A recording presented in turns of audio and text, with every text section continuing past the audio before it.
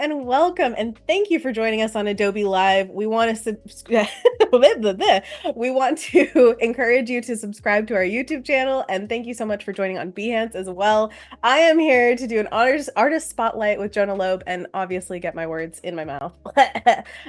My name is Anna Davis Court, and I am honored to bring you Jonah Lobe, the man, the myth, the legend. It is so exciting to have a spotlight here today because this is an artist's artist we're talking to today. He has done everything from concept art for video games, designing characters, to making an entire illustrated book for Marvel, and now working on his very own comic. We are so excited to have you here, Jonah. Thank you for being here.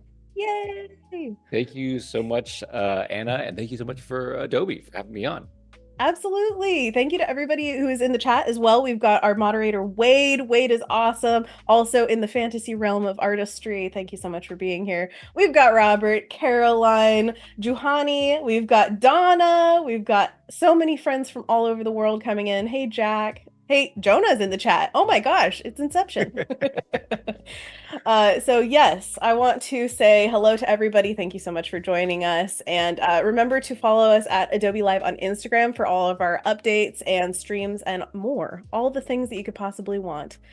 With that out of the way, I want to just have a little bit of time to chat with Jonah about who he is. I gave a little synopsis, but Jonah, could you tell us a little bit about yourself and what you do here?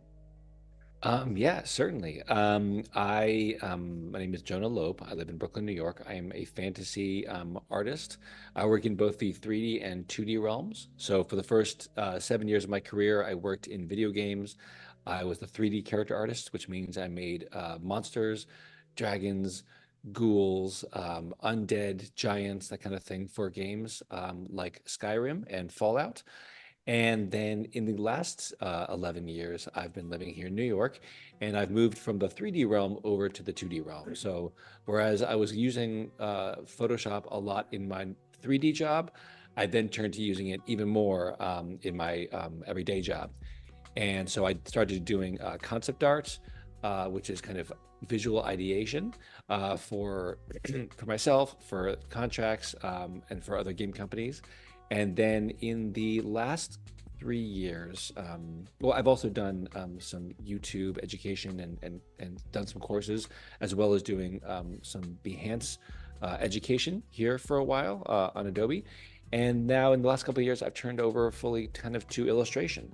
And as Anna mentioned, I just finished that book called Marvel Anatomy, which is basically a big tome of physiological and anatomical information about Marvel superheroes and villains, how they do what they do biologically. And then now I'm kind of using that momentum and everything I've learned from that experience to create my own comic book. It's not a superhero genre, it's something very different. It's very fun and it's a blast. I'm learning so many new things. Yeah. Oh, and I have a Kickstarter coming out in April, which or somewhere around then. So it's got a lot going on, and I'm trying lots of different things right now. We should say that first. Hey, by the way, Kickstarter in April. Wah, wah, wah. Amazing. Thank you so much for telling us a little bit of your background there as a Yeah, digital artist. It is an honor to have you here, honestly. In the chat, we already have people being like, oh, Skyrim, spent a lot of time there way back. That salute you. is I salute you, Johanny. exactly. And I know that you're very much surrounded by your creations as well in your background. You have so many of the the markers of where you've been, and I just absolutely love that you are so authentically interested in everything that you've created and made it your life goal to basically just study everything. It seems like you're kind of an expert at a lot of things, and we applaud that. Yay. Thank you. I definitely not expert, but I definitely, as you say, I definitely try to dig in, as often as I can. There's so much to be interested about. Absolutely. Curiosity is key, right? I Um, was actually really, really grateful. I was doing streaming for a while with Adobe, and I was really grateful, as you know, at how much leeway they give you to just do whatever you want to do. And so a lot of the learning that I did and have done in the last, decade, I did on here at Adobe. And basically they'd allowed me to do whatever they allowed me to do whatever that day that I wanted to do, whether it was anatomy or shading or study of photos, whatever. So yeah, being able to bounce around, very encouraged here. Absolutely, which is a great call out for your video library, essentially, of all the things that you've made on your personal YouTube channel as well as for Adobe. If you guys in the chat want to check out any of just Replay Land, Jonah has a plethora of content and it is very interesting, educational. You are so well spoken, just all of it. Can't recommend it enough. Ditto. Thank you. Thank you. I have a few questions. Is it okay if I jump in and ask a few? Let's begin. Excellent. Okay. So as an artist specializing in character and concept art for games, which that was your 3D realm at first, what initially drew you into the field? Great question. So actually, initially it wasn't concept art; it was the 3D stuff. And so when I worked in games for the first 7 years, I was working with 3D software for the most part. But the reason and the why of why I got involved is I specifically remember being 12, 13 or something, and I'd just seen Jurassic Park about a year before or something like that. And then I found a book in the store called The Making of Jurassic Park. And it was the first time that I'd actually seen as a kid how viable art was in the fantasy and entertainment world. Obviously, I knew these were great deliverers of fantasy entertainment, but I don't think I understood that there were storyboarders, artists, and concept artists, and puppeteers, and as of Jurassic Park's inception, 3D computer art. You know, it was like all these different realms suddenly became kind of opened up to me as like things that Mhm. I could do. And as somebody who'd always liked drawing and liked drawing monsters and creepy things like that, it just seemed like, wow, I can actually do this for a living. Um, and so I think I was kind of heading through college with the intention of either getting a job in the movie or game industry. And then I think when I was a senior in college, I went to visit an alum of my college who worked at Pixar, and he showed me that I got to visit Pixar, and I was like, "Wow, this place is gorgeous and incredible and amazing."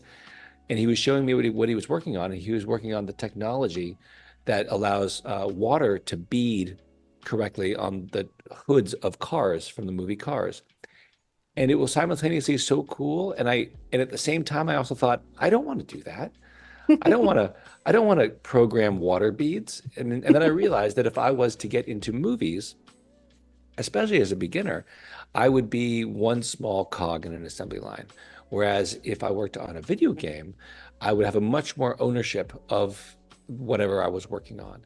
And so that's what really encouraged me to focus on applying for game companies. And I'm glad I did. It was the right call because it allowed me to, again, like I said, exercise a lot more control and direct creativity and achieve ownership of whatever art asset I was working on, whatever that happened to be.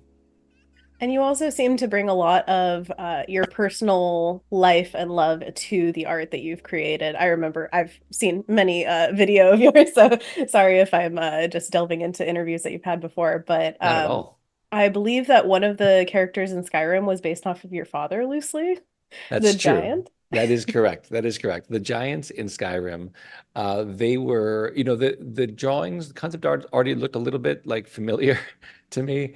And what it came down to was it came down to what I loved about fantasy. And what I love about fantasy is that it inspires wonder and a feeling of a land that you've never been before, where there's so much to learn. And so when the idea came along to make these giants for the game, I did not want to create a monster.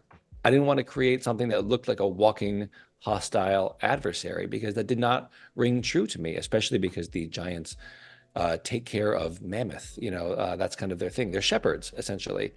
And so I wanted to create a feeling of familiarity and of comfort. And I got to thinking a lot about what it was like when you're a kid and your parents just seem so big, and their hands, I remember my father's hands being, he wasn't, my father's not particularly large or anything, but when I was a kid, he seemed big. And he had just like hands that had, veins in them and whatever, and just kind of, they just seemed big. And so I wanted to convey that same sense. And I thought that this was a great opportunity to inject some of my own life in there. And I do find that, um, doing as much study as you can, learning about the world as much as you can, and then processing all of that through yourself and putting that back into your work, putting your own experiences back into your work, can't help but imbue your work with a little something extra. We cannot invent something that we've never first kind of experienced or absorbed. We like to think that we can, but I don't really think we can. But I think creativity, true creativity, comes down to taking what you know, combining it in new, fresh ways into something new. And so, yeah, so as you mentioned, I do like to put a lot of my personal life into my work, but sometimes that personal life is so attenuated, that it doesn't, there doesn't have to be a strong connection there. But I think as long as you have some point of connection, it can't help but bring just one more element of authenticity and originality. Which is the name of the game. I love that. Caroline has a great question, but I kind of want to work chronologically. So, real quick before we ask that, I wanted to ask you, since we were talking about the gaming industry and how you found your way from learning artistic things, being introduced into movie world, and then thinking movies versus video games. You went video games. So, how has your journey in the gaming industry been? I had a pretty cushy beginning because I got a job at Bethesda Softworks, which ended up being, it was already on a strong upward trajectory, but it hadn't yet smashed through the roof. And I was lucky because it was near me in Maryland. It was quite close to me, and so I think that's part of the reason I was able to sneak in um, at a critical moment of their development. And so for 7 years, I just had a great job working on these really big games that ended up being some of the biggest games ever, which was so lucky, incredibly lucky. And since then, I've done some work in indie games, and I've done some work in some AAA titles, and I've done various contract jobs. The latter half of my game experience was not as cushy as, as the first half, which is fine because I actually, when I left Bethesda, I kind of left games. I still jumped around in the puddle a whole bunch and continue to do so today. Um, but there's so many mediums and there's so many ways to tell a story and there's so many ways to convey an experience that I just felt like I needed to move on and try to craft something new because there was more space in other mediums for me to give more of myself. At my game, in the game world, as fantastic as it was, and it was great, I was I was really valued by my team for doing what I could do and and no more. You can't be a designer and be an artist and all these different things unless the team is very, very small. Otherwise, as you get bigger and bigger and bigger, again, the assembly lining happens. So like I said, I was very valued for being this one vital piece, which was great and felt really good. And has certainly formed the bedrock of my career in fantasy. But yeah, I kind of have wandered off the beaten path and gone these other directions. So yeah, I've had a great go of development. I'm certainly not done, Mhm. but I'm just not thinking about it too much at this moment. Absolutely. And being a storyteller can take many forms, like you said. Precisely. Caroline has this great question, and I want to encourage everybody in the chat to join in. We have YouTube and Behance up, so if you want to ask anything to Jonah, feel free Yeah, to. please, anybody. Caroline, oh yes. Caroline is wondering, what are the steps that you took for developing your own book? I'm considering starting one, but have no clue where or how to start. Carolyn, that's a great question. I will take just a half breath to plug my new Substack, which is basically like a blog and slash newsletter. And I'm doing all I can to take everything I'm learning about this new medium, the medium of comics, and kind of bring it into these small little 3-minute articles. So I definitely encourage anyone who's curious about that to check that out. But I will take a step back and really answer the question.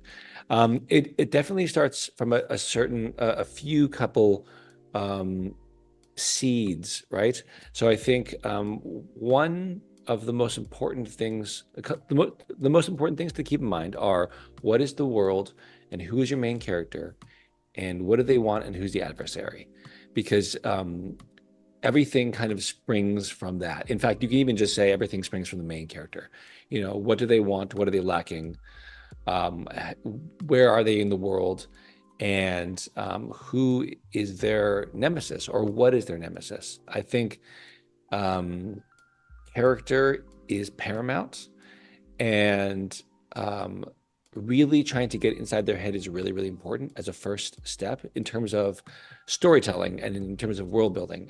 And so, in my own experience with this most recent project, which we'll get to in a bit, um, I've been thinking a lot about who my main character is, and specifically then trying to figure out, you know, what is his problem and how can he fix it? And in his case, I'm trying to make it as difficult as I possibly can for him to fix it.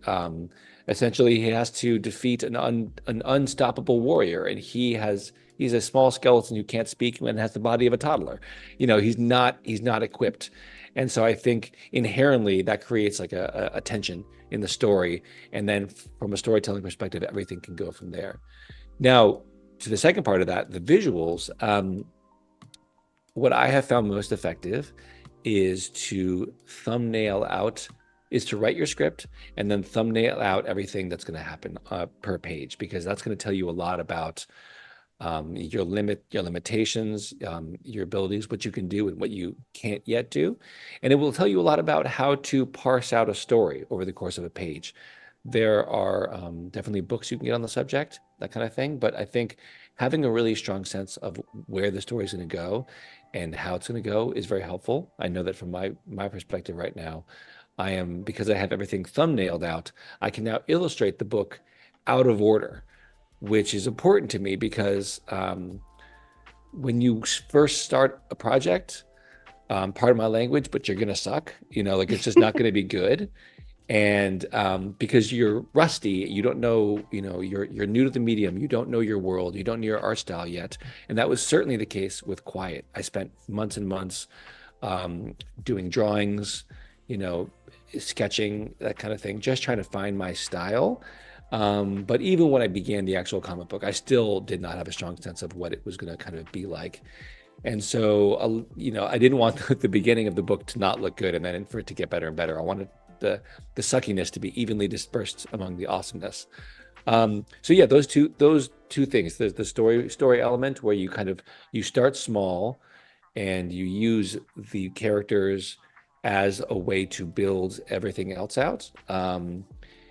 And and then there's the kind of the thumbnailing and the whole planning of the entire book beforehand, as a way to kind of get a real handle on exactly what it is you're going to have to do until the end of the project. Mm-hmm.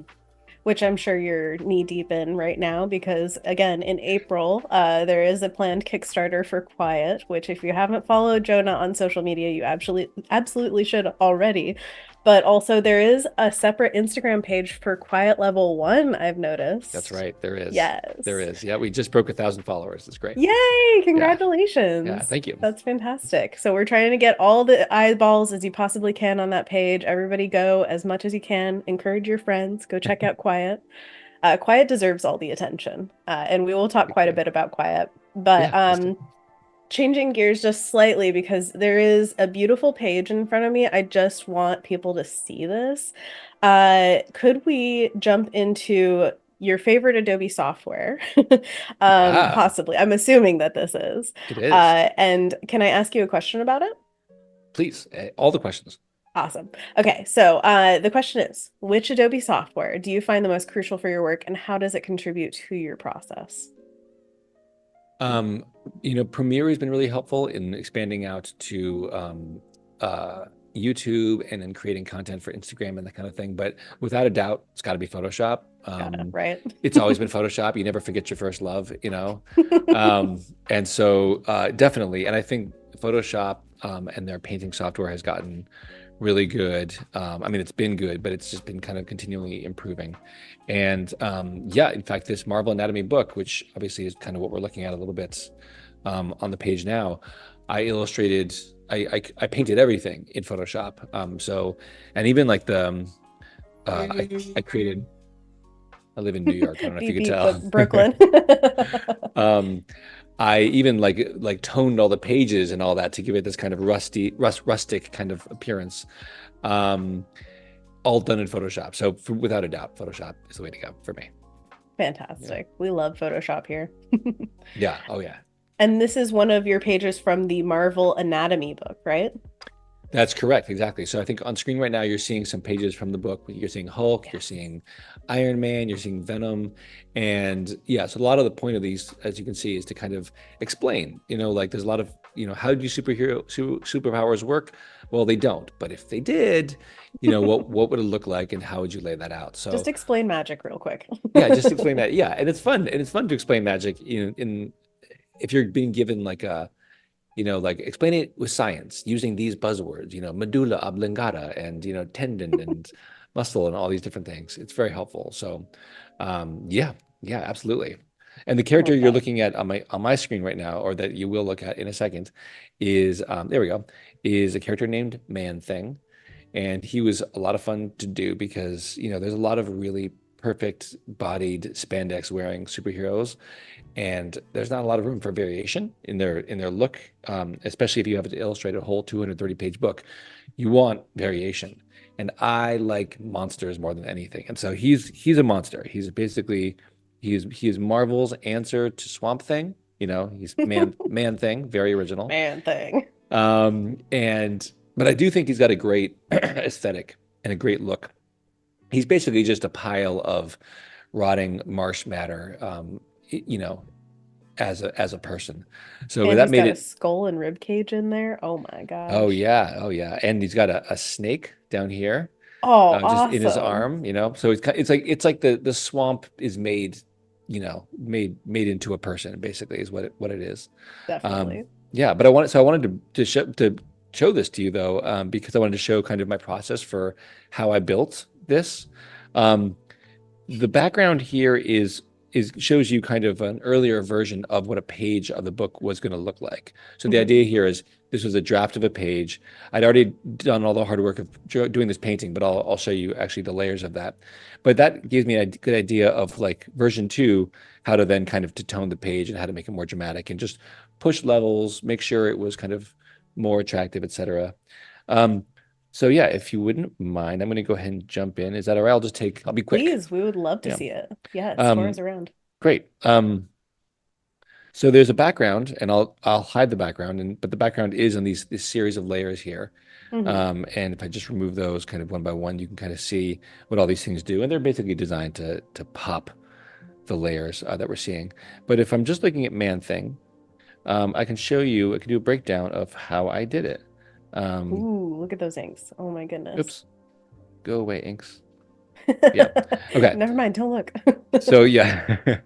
So those are the inks. It was done with kind of like a pencil brush. The idea is to kind of make it look kind of rustic.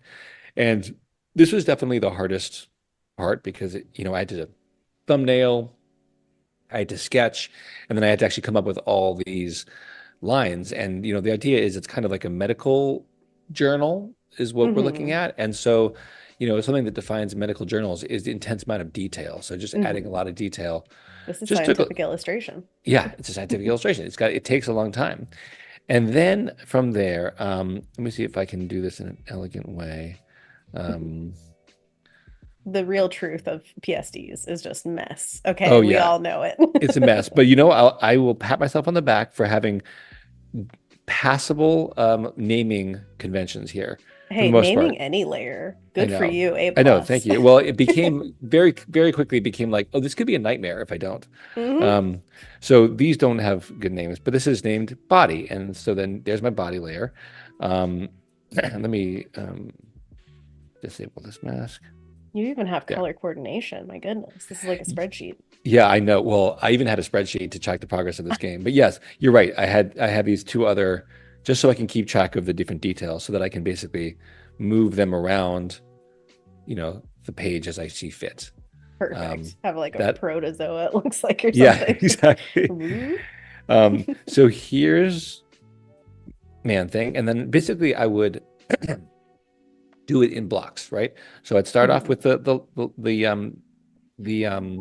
lines, and I'd add blocks of value, and then I'd start going in with the lighting. And the lighting is usually, takes the longest time to do. And I'm trying to go in there with a color that is not the same color as the base color. So this is not a green, this is a brown. But then, because you want some kind of nice transition from light to dark of colors. And then I would go in there, and then there's the shadow, and then there's kind of like a super shadow layer, which kind of goes into the shadow layer and then goes even darker. And then I start adding in light layers. And again, as I'm going into those light layers, I'm choosing a different color. So in this case, more of a yellow. And then there's your even brighter layer, just Ooh, one yeah. more. And then start adding in these different elements. So there's bones, and they get added in. And then I have Hmm. a layer called bone lighten, and that's kind of just the lighting there. Just like quiet. Oh my Just like gosh, this is a quiet. quiet representation Oh within the Marvel no, universe. quiet, what happened to you? And then yeah, and Breathtaking, then man basically thing. layering in these things. This is just a little gradient layer, and then yeah, and then here's the serpent. So it started off green, and then it becomes yellow. Serpent light, serpent dark. Nice. Just that Um, much difference where it feels like part of the silhouette very easily, but then just different enough to be like, "Oh, this is a snake." I like to do things. I really like to add details that I know that the people who are looking carefully, I want them to be rewarded. I want them to have something to kind of like pull them in and kind of reward attention. It seems like a game making kind of mentality too. Reward the curiosity of the player, but also just the viewer, the audience. Love that. Yeah, there's a lot of, people, when people are fans and people are into a thing, it's rewarding to them to get to when they look closer to see something more detailed, and maybe Absolutely. something unexpected. So yeah, here's the roots, and there's the lighten on the roots, and there's the shadow on the roots. So as you can The see, I had a internal very structure. standardized way of going about this. Everything is Hmm. like blocked in, and there's this is a layer called true highlight, so it's one more highlight. And then here's the face roots, and then When you're the adding the shadows, do yeah. you use multiply layers? I started off the project doing that, and then the answer is no. Yeah. Yeah, because when you start having multiple layers on top of each other, there's an overlay and a screen and all this, you start to lose control of Hmm. of how things kind of go. And especially with such a very basic color scheme to everything, it's a solid plus a dark plus a light like that. Hmm. Keeping it solid color ended up being the way for me to go. And it just makes things easier because then I can also go in there, and if I want to take this layer here and just adjust this on the fly, I Yeah. totally can. And on a project like this, when you're illustrating so many different things and you want your range and your ability to mess with colors after the fact to be present, you kind of need those solid layers that are just on a normal layer. And so that really allowed me an enormous amount of flexibility. Usually at the beginning of a project, you want to do everything you can to ensure that your colors are correct. Well, when you work in Photoshop and you work digitally, and as long as you're keeping all your layers well named, etc., you can then make those changes um, after the fact and really do a lot of balancing.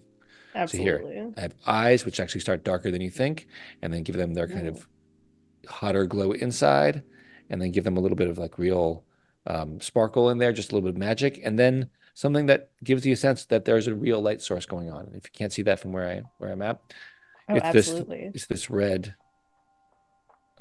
light there. Yeah. It's And affecting then everything around it. and I even have one more layer that like does that. And this I think is a dodge layer. This was a last minute kind of just whatever. And then to integrate, the last step I did with all these is I would just integrate them by painting in their layer mask. So I basically just create, if you look at the edges of these roots here, and then I enable the roots there, the lighting, it just is basically just, it's like I'm erasing the picture to kind of get at Hmm. the color underneath. And it really did a good job of like integrating the image Beautiful onto the technique. page and making it Yes. look traditional, hopefully. So that Absolutely. was it. That was my entire process for an entire book. Did that page after page after page. Just Yeah. do it a million times and with unique creatures and also come up with their anatomy and like all the reasoning behind the magic of it. Oh, Amazing, Jonah. Amazing. Oh, thank you. Thank you. by the way, we have a related question in the chat. Daryl Yeah. is asking, do you jump between dark and light while painting or focus on one first? So, like with the Hmm. eyes, it seemed like you lit them, but with something that's more of a form thing, like the internal structure of the roots, do you go dark? Do you go light? Do you jump between? Yeah, good question. I generally will do one at a time. Invariably, I'll not finish a layer and then kind of jump back to it later. But I try to do my best. It's an exercise in patience, honestly, is what it is. Is because as you're working, you're constantly seeing imperfections in your work, right? And you constantly see little things you want to change and improve on. I worked really hard to just focus on what I was doing. And, with when it comes to the dark and the light, the challenge really comes down to thinking critically about where my light source is and then lighting it accordingly. And so I would either, sometimes I would start with a dark thing and then add light on top of it, or sometimes I would start with a light thing and then shadow it. Mhm. Um, but either way, you're thinking really hard about where the light source is going and starting it off on a really basic level, which is with it just adding either the light or the shadow, and then adding that extra layer or two of drama of the further expanding the range of the values. Yeah, yeah. It's like on Very my good. face Yeah. right here, like this would be my normal color, this middle bluish color, and then I would light blue here on this side and orange here on this side, and then I'd probably go like one more brighter blue like in some areas here, and then one more brighter orange in here, and then I would walk away, be like, that's it, I'm done, no more. Done. But keep all those in different layers and all that. Yeah, Nice. Excellent. By the way, I just want to call out Jonah has done a ton of work to show all of the, like, not all, every single one, but a ton of the spreads from this Marvel Anatomy book. So if you want to check out more, check out Jonah's YouTube channel for a ton of in-depth exploration into the painting process, as well as the ideation process behind all these. yeah. And just want to let you know also, there is a tab above the chat in Behance if you want to recommend yourself or someone else for the spotlight that we are doing, just like this for Jonah. There is a guest recommendation tab right above the chat. So recommend who you want. Um, I did just post the link for anyone who's interested in the YouTube Thank video. you. And I also wanted to shout out, thank you, Wade, for posting a bunch of links throughout this. There's your Oh, Substack, thank your you. Instagram, the quiet Ah, Instagram, all of it. Thank you, Wade. Wade. Thank you, Wade. I know Wade. he's doing the work. He's Mm, amazing, as always always. has, Club Wade. always. Oots, oots. By the way, Wade has a question. Was there any one character that took longer than the others and why? Any problem-solving tips? That's a great question. Oof. Yeah, there were some that took a lot longer. I found that drawing the women were the hardest because um, yeah, I think especially when you're drawing like big beefy dudes, you can kind of default to like big and beefy and chunky, and it's okay. And if there's slight kind of asymmetries or what have you, people are more forgiving. Um, Hmm. and I think that when you're trying to draw,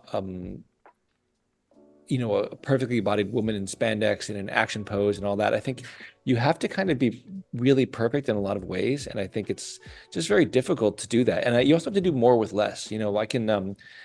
I can draw a lot of lines and everything on a man's face if he's like grimacing or scowling or grinning or whatever, and it kind of works. But then when you do that a lot with a woman's face, when we're talking about especially when we're talking about the comic book genre, it doesn't read correctly. It reads Right. wrong.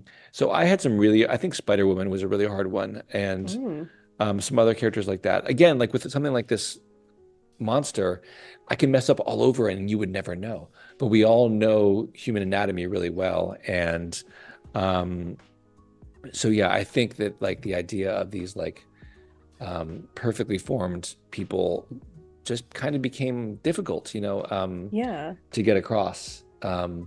Especially because you don't have like unless we're talking about She-Hulk or something like that, you don't have a lot of the same corded muscle that you can kind of get away with men. Whether or not that's like humanly true is, it's comically true, right? So I think, yeah, those were the hardest, almost always the hardest ones to tackle, honestly. Did you come up with any problem-solving measures for just drawing women in general, or like specifically when you were dealing with Spider Woman or the hardest ones? Yeah, no. Just muscle through it. That's all Just you can muscle through say. it. Yeah, I mean, if it comes down to like drawing like a painting like a face, I love Hmm. painting faces. I can paint a woman's face just as easily as I can paint a man's face.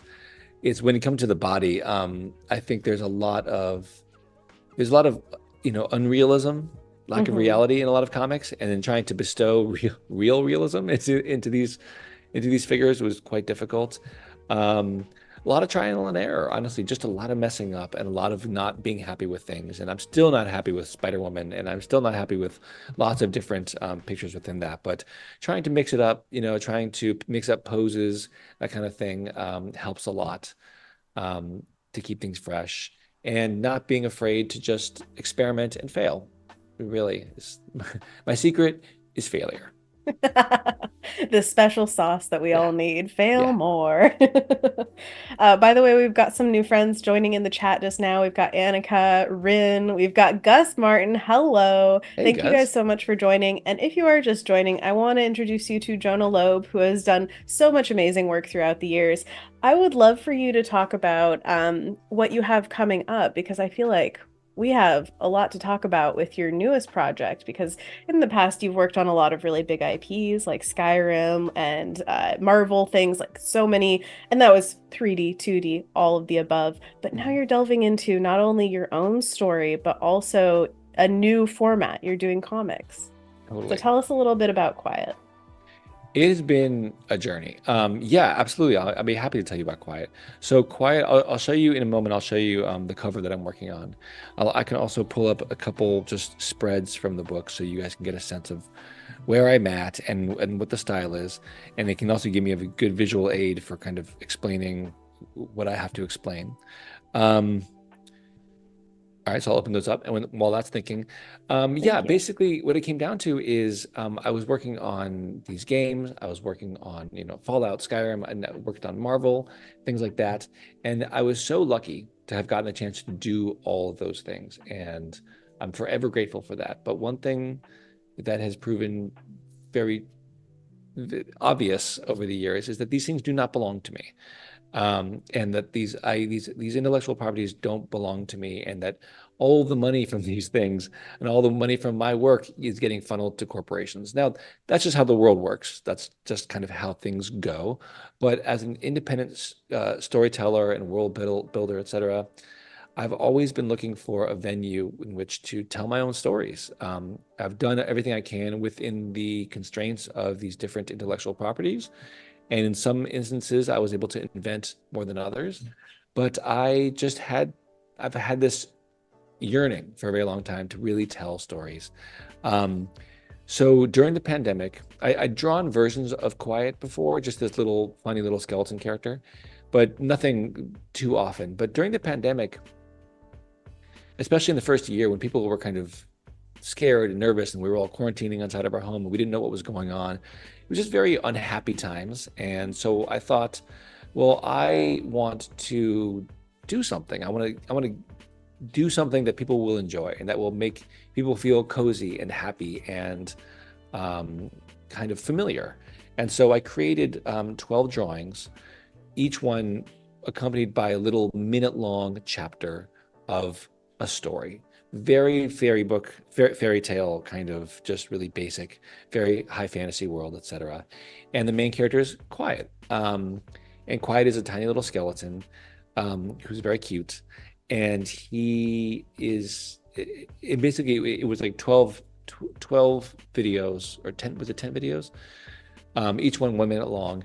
And what I saw was that people really responded. It was a lot of work on my part. It was an experimental new form of media where it was kind of like, I'm telling you a story for 1 minute, and it's going to be one chapter of a story. And then as you're watching the story unfold, as you're listening to the story unfold, you're watching me draw this one picture. Um, but people responded really well, and people really seemed to like the story of Quiet and like the character of Quiet. So after as I drew, as I finished Marvel Anatomy, I was kind of thinking, what's my next step? And I kind of felt like there was a lot of I thought this was an opportunity for me, honestly, to go ahead and move into this new realm and try this new medium and try to tell the story the way I would like to kind of really tell it, with a much more involved sense. Um, and it's been a blast. I'm learning all kinds of things. The medium of comics is totally new to me as something I've never tried before. And as a creator, that's a thrill, honestly, because I left Bethesda for many reasons. One of the major reasons I left Bethesda is because I didn't feel like my creative workflow and my creativity and my human self was evolving at the rate I wanted to, because I wasn't learning enough and I wasn't challenging myself anymore. Um, and so, yeah, I've moved over now to comics, and I've decided to just kind of go for it, and see if I can kickstart something. I've worked really hard, as you mentioned, to try to make a name for myself on YouTube and Instagram, et cetera. And I felt like this is about as well placed as I could be to give this a shot. And so I've decided to go for it. And so, yeah, I'm starting this new world, and I'm learning sequential storytelling, which is an art form completely unto itself. And it's definitely daunting. I would be lying if I said I wasn't constantly unnerved by this whole thing and constantly feeling outmatched. But how do you eat an elephant? Just one bite at a time. And so I've Is just been that really sitting the there. the analogy? You Eat haven't an heard that before? elephant? Yeah. No, I Yeah. haven't. How do you nail it? One bite at a time. So I've just been sitting here for the last, 9 months, just eating a little bit of elephant every day, and just trying to chew away at it. So it's been going well. And then in the last few weeks, I've been focusing more, or last month, I've been focusing more on the Kickstarter, the plans for that, which has been helpful also because it helps me to summarize to myself and for everybody else, what this product is. Being able to kind of sell it kind of in that kind of sense has really been big. So yeah, yeah. But I'm happy to Excellent. show spreads from the book and the cover that I'm working on, that kind of thing too, if you guys are interested. Absolutely. We have a lot of people in the chat are already checking out the Instagram and saying things that they feel about Quiet, saying he's so cute. And also the Radius and Ulna design is looking really adorable. So there you go. Thank you, Apurva. I appreciate that. Yes. Um, yeah. Let me show off what I've got. So I'll show you the cover so far. Um, this is what I'm working on for the cover. So And, cool. and yeah, thank you. So it still has a couple hours of work to do. And I don't know exactly where I'll be putting that work, but yeah, it's Quiet Level One, is the name of the series.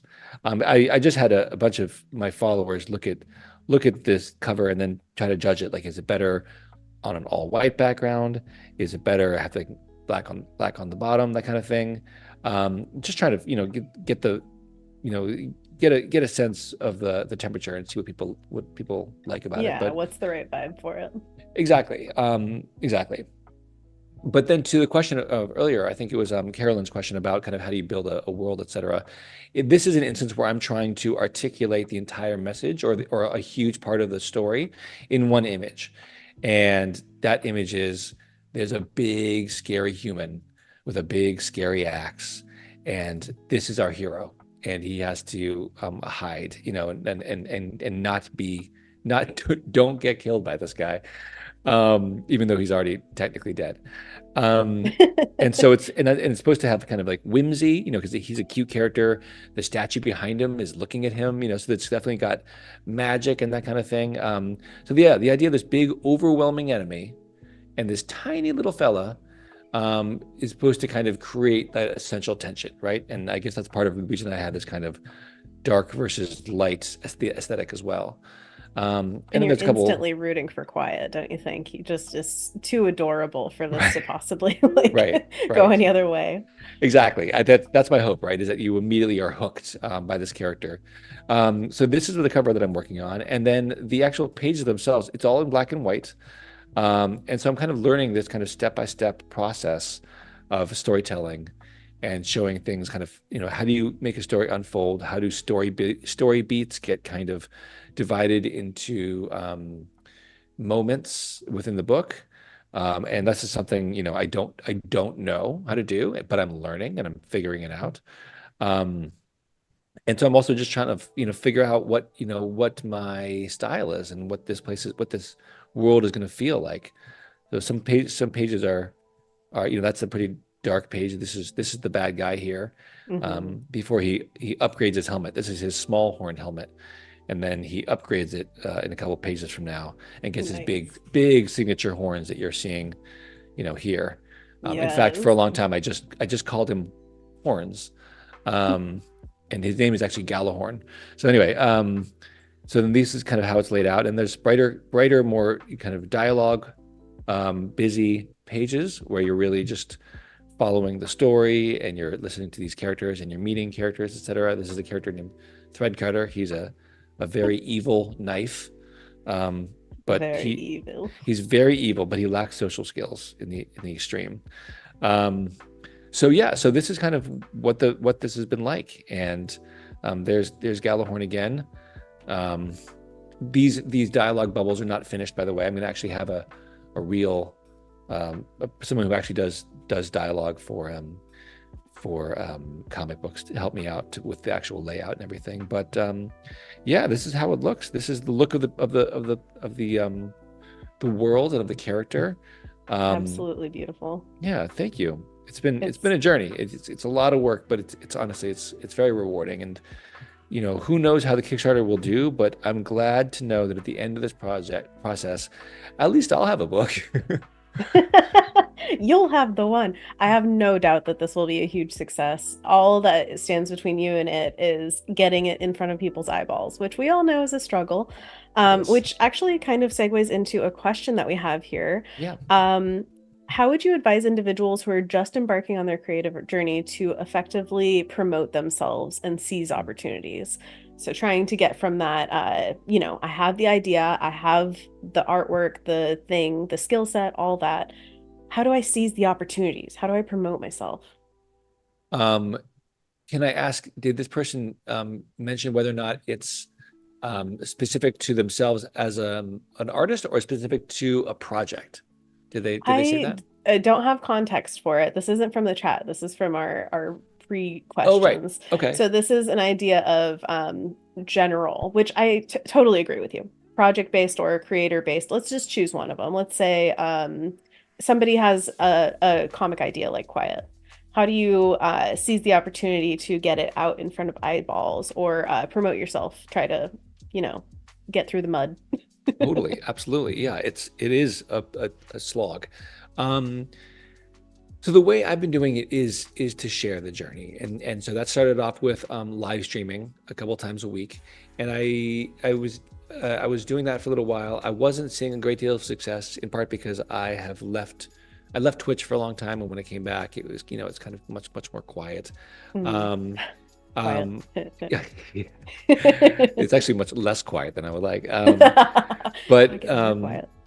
I think that sharing your journey is kind of an integral part, and inviting others to give their 2 cents, even if their 2 cents is obnoxious, or unwelcome. At least you're kind of inviting them and inviting some sense of ownership and collaboration. So one thing that I've done a lot in these last 2 months, and thank you, Wade, for posting the link, is starting a Substack, which is basically, again, it's like I'm treating it like a developer diary.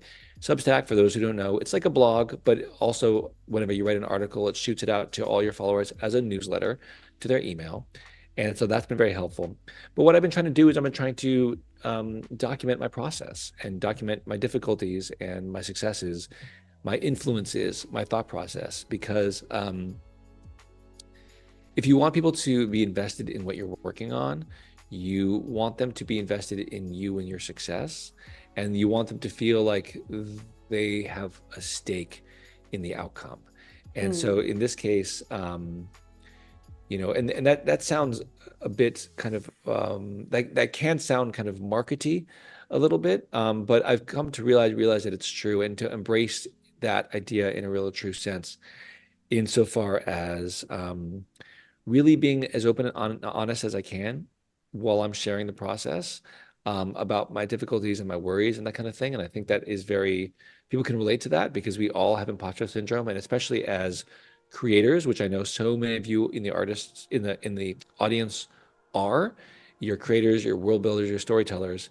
It's really hard to share these things, and it's really, really hard to feel good about where you're at when you're not at any major landmark of note. I have had the benefit of working on these game titles and this Marvel thing, and that gives me huge advantages. But I'm also completely new to comics, and so being humble there and being open to suggestions and open to thoughts. This is why I messaged out to all my followers this cover, and all the different and the three variations, because I was really like, what do the masses like? What do you guys like, and why? And why do you like it that way? Hmm. So I think sharing your process. I think we're really, really scared to share half done work. And I totally get it, because all my half done work just like sucks. It just like does not look, So you say. it's just, no, do I just, but I mean, it's, or at least it's not much of an indication of what the final will look like. Hmm. And so you don't want to be judged on that. But I think that if I could give any advice, and I know it's not novel advice, I know multiple creators give this, but I think that only reinforces it. Share your journey, because that's how you're going to get somebody invested. You don't want to be too onerous or demanding in their attentions. So I just write like a once a week. I wrote an article that's like a 3-minute read. It's got plenty of pictures, that kind of thing, and so it should be a lightweight ask, to read it. And yeah, I'm just trying to share everything I'm learning, and share my vulnerability, and share the process. And for me, as an educator on Instagram, YouTube, Behance, what have you, I have found that that's the best way that I can share everything I'm doing whilst not feeling like I'm being so self-promotion-y, because I Yeah, just know that if I can illuminate the path for somebody else, then it's worth it. And then I can feel really good about A, talking about what I'm working on, and B, knowing that I actually helped somebody else in that process. So I have a lot of people who have joined the newsletter who want to do comics of their own, or are working on the comics of their own, or they have a dream of a book they want to write or something. And so I try to create material based on Quiet Level 1 that can enrich and hopefully illuminate their own journey. Yeah. that's amazing. I just want to say we only have like 4 minutes left, so I just want to say, Oh my first of all, gosh. I know the time flies. Okay, we could talk for hours. Let's tell Adobe, new channel. It's just talking. Um, I just wanted to let you guys know to stay tuned to join Weekend Creative for a chat about creating stock photography and using Lightroom Classic and Photoshop to retouch a series of images for a stock website. So definitely stay tuned after this stream ends. We want you to stay on Behance and also subscribe on YouTube, please, at Adobe Live. Um, Jonah, you have just been such a treat to have today. I have one last question that could be just a snappy little, little answer. Sure. Do you have any words of wisdom that you'd like to share with aspiring artists? Oh I man. know it's very broad. Yeah, but I'll try to be snappy. Yeah, don't be afraid to create bad art. I know I made multiple jokes today about, our artwork being sucky, but I think that it's important to kind of face head on that, even someone like myself, who could be considered a veteran artist, when I sit down to do work, it's not good. But you work on it, and you refine it, and you learn from your mistakes. And so I think one of the most helpful things for me, as a growing artist, was to invest in the idea of buying sketchbooks that nobody would see, and doing all the learning and problem solving I can in those sketchbooks, whether that's drawing thumbnails of images I want to create that is gonna be bigger and more polished, or doing figure drawing, or that kind of thing. Whatever I could do, in to put into that sketchbook, and just completely forgive myself for nothing in that sketchbook being presentable. I have a box of a whole bunch of sketchbooks full of just terrible, messed up drawings, I'd that love I to will see never that. share it. I will never share it with anybody. But it honestly, failing faster teaches you faster. And so Don't beat yourself up when you're working on something like that, or when you're working on something and you don't think it looks good. Roll with it as best Hmm. you can. Just try to be forgiving of yourself. Yeah, Eat that elephant. One eat the bite at elephant. a Yeah, time. not every bite is going to taste as good as the other. Ew. I just don't want to eat an elephant. Let's make it something that's, Yeah, I don't love eat elephants, elephants. everybody. Don't eat elephants. I don't want that. I don't want that to be the takeaway. Jonah said. Well, thank you so much for joining us. It has been an absolute joy to just talk and chew the the elephant. I can't get Chew the over the elephant. elephant. Thank you so much, everybody in the chat, for Yeah, joining along and adding to the questions. It was so much fun to do this. thank Remember, you. if you want to recommend anyone for the guest spotlight, there is a tab right above the chat in Behance. And also stay tuned for Weekend Creative. And with that, I will say adieu to you, Jonah, and to everyone else. Have a great day. Thanks, everybody. Thanks, Bye. Anna. Bye, everybody. Have a good day.